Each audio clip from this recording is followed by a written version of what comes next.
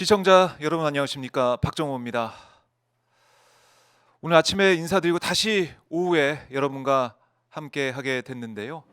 헌법재판소 오늘 하루 종일 내내 여러분과 함께 헌재 움직임을 지켜보고 있습니다.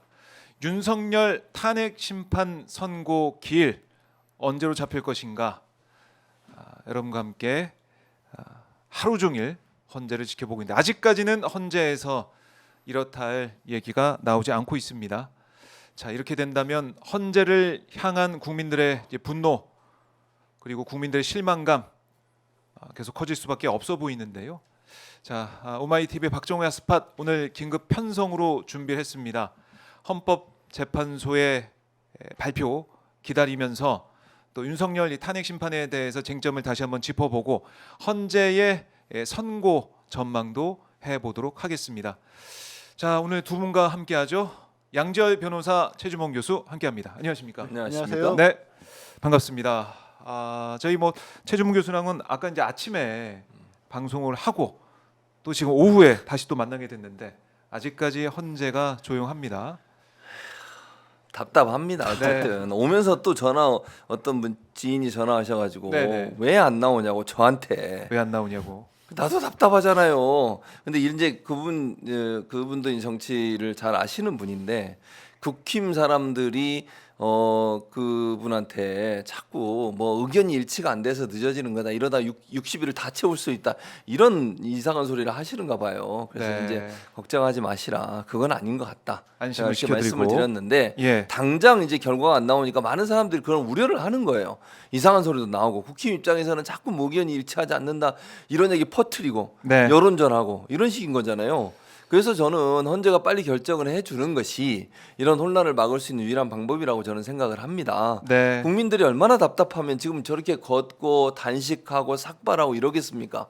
그리고 국정은 마비가 돼가지고 지금 엄청나게 힘든 상황이잖아요. 경제도 어렵고. 그렇다고 하면 헌재가 물론 헌재가 졸속으로 해서도 안 되겠지만 빠른 시간 안에 좀 결과를 들을 수 있도록 해주는 것이 국가와 또 국민을 위해서 필요한 부분이 아닌가, 그런 생각이 듭니다, 개인적으로. 네, 양지열 변호사도 함께하고 있는데 자, 오늘 하루 종일 저희가 이제 기다리고 있습니다.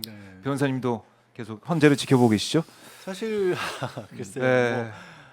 지난주부터 계속 지켜보고 있죠. 특히 오늘 정도는 많은 분들이 이제 금요일 선고를 위해서라도 오늘은 발표를 할 것이다라고 해서 계속 저도 모르게 속보를 챙겨보고 있는 그런 상황이 오전부터 계속되고 있어요. 그리고 이제 지금 상황에 대해서 사실 더 추가적으로 말씀드린다는 것도 굉장히 무의미하고 오히려 그래도 말씀드릴 수 있는 거라고 한다면 일부 언론에서는 이런저런 얘기들을 또 만들어냅니다. 왜 만들어낸다고 하냐면 취재할 수 있는 대장이 없어요. 박정호 기자님도 더 잘 아시겠지만 지금 헌법재판소를 상대로 해서 어떤 취재도 이루어지고 있지 않은데 계속해서 헌재가 변하고 있다니, 기류가 달라졌다느니, 그다음에 기각이나 각하 의견이 가능할 것 같다느니, 절차를 따지고 있다니, 이런 말들을 하고 있는데 물론 그런 건 있어요. 그 기자분들 입장에서도 쓸 얘기가 없으니까. 그러니까 다른 가능성에 관해서 짚어본다라고 하는 게, 그런 것들을 쓰게 되면 읽는 사람 입장에서는 뭐가 진짜 문제가 생긴 거야 라는 생각을 할 수밖에 없게 만들거든요. 저도 사실 솔직히 힘들지만 그래도 여전히 지금 상황이 달라진 건 없습니다.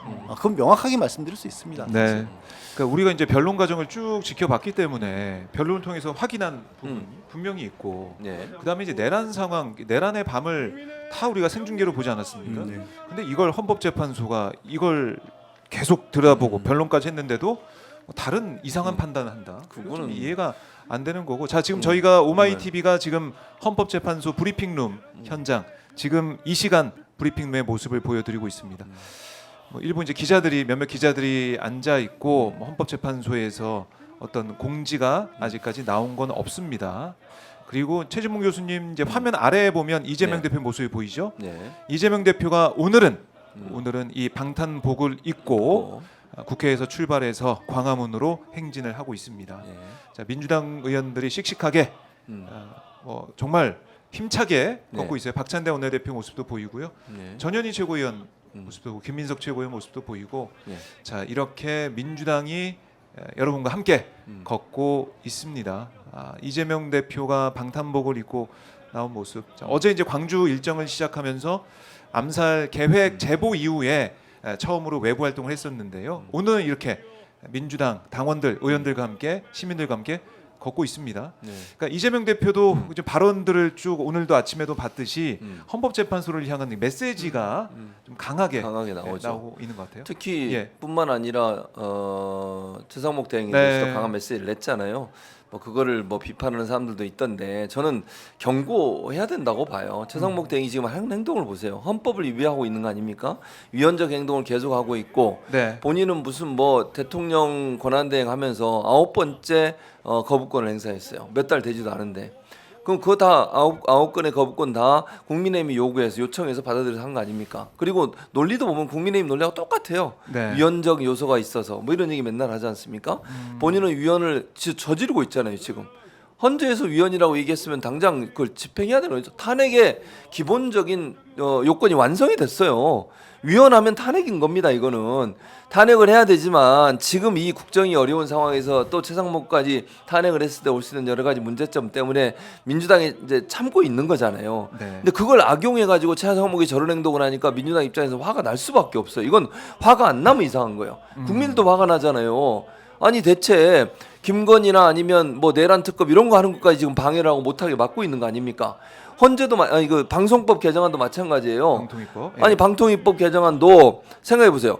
대법원에서 그 분명히 잘못됐다고 그러잖아요. 2인 체제가 잘못됐으니까 3인 이상이 개의할 수 있도록 만드는 거 바꾸는 거예요. 그럼 법을 지키자는 거 아닙니까? 국회가 할 일이 뭡니까? 법률에서 문제가 있다고 판단한 거 제대로 바로잡아서 개정해가지고 법에 맞게 운영하게 만들어야죠. 그걸 위헌적 요소가 있다고 거부를 합니까? 네. 이 사람이 대체 정신이 있는 거예요, 없는 거예요?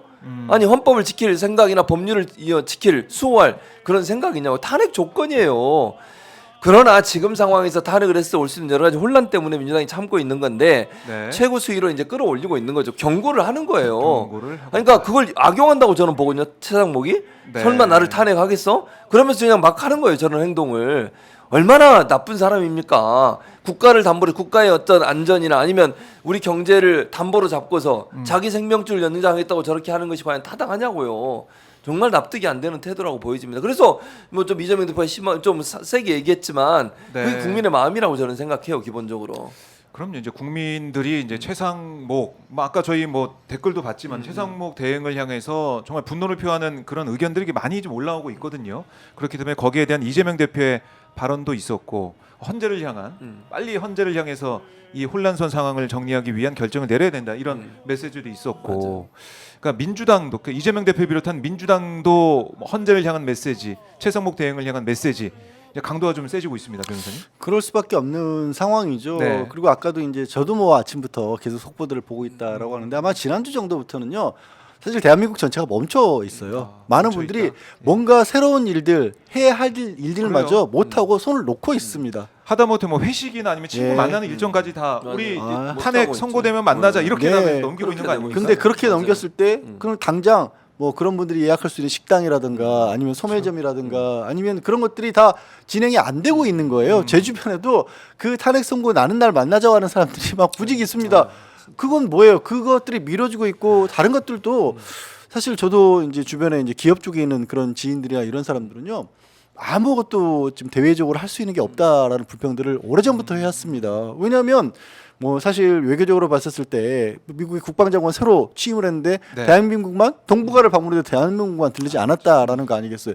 그게 보는 메시지가 뭐냐면 그 기업하는 분들 입장에서도 다른 국가의 뭐 정치인들이 아니라 다른 국가에 있는 기업들을 상대로 뭔가를 하려고 해도 당신의 나라의 상황이 어떻게 될지 모르기 때문에 대표자가 누군지도 모르고 네. 결정을 누가 어떻게 할지도 모르니 못 만나겠다라는 거예요. 지금 이게 12월 3일 이후에 대한민국 현실인데 그러다 보니까 이 답답함을 뚫어줄 수 있는 건 결국엔 키를 쥐고 있는 게 오늘의 헌법재판소고 이 멈춰 있는 모습 자체를 보고 저는 민주당이 저렇게 여의도에서 걸어간 거 아니에요? 제가 이제 오마이TV 오는 길에 저 걸어가는 행진을 시작하는 걸 봤거든요. 예. 상징적인 거죠. 멈춰 있는 국가를 걷게 만들고 민심을 저곳에 직접 가서 전하겠다라는 거고요. 예. 사실 저 행진은요. 저는 민주당이 주도가 돼서 상진하는 거 당연히 뭐 하고 해야 될 일 하고 있지만 저게 국민의힘에 빠져 있는 것도 어처구니 없는 거예요. 어떻게 보면 집권 여당이고 가장 책임이 있는 당인데 예. 누구라도 함께 해야 되는데도 지금 그런 모습 보이지는 않고 있고 그래서 이 부분을 헌법재판소에서도 신중에 신중을 기할 수밖에 없다. 네. 알고 있지만 충분했다. 충분하다. 신중한 건 이제 끝내 좀. 충분하다. 예, 충분히 최장 이제 네. 평의 기록까지 변론 평의 기록까지 세우면서 왔기 때문에 이제 결정을 내리더라도 선고를 내리더라도 국민들의 뭐 이제 분열이나 이런 것들은 다 치유가 될 거고 그렇죠. 오히려 빨리 선고하는 것이 이런 분열을 더 크게 하는 것을 줄일 막는 수 거다 있는. 줄일 수 있는 네, 그렇죠. 그런 중요한 아니 그러니까 행동이다. 뭐 사실 이렇게 네. 제가 이제 명색이 변호사랍시고 앉아가지고 이런 말 한다는 것도 지금 어처구니 없긴 하지만 아무리 철저하게 헌법재판소 재판관들 입장에서 결정문을 작성을 하고 그 쟁점을 정리를 해도 안 따를 사람들이 분명히 있잖아요. 어떻게 하더라도. 예. 예. 그래서 뭐 한 땀 한 땀 뭐 장인 정신으로 결정문을 쓰는지는 모르겠습니다만 이제 시간을 줄 만큼 줬고 끌 만큼 끌었다라는 맞아요. 생각이 들어요.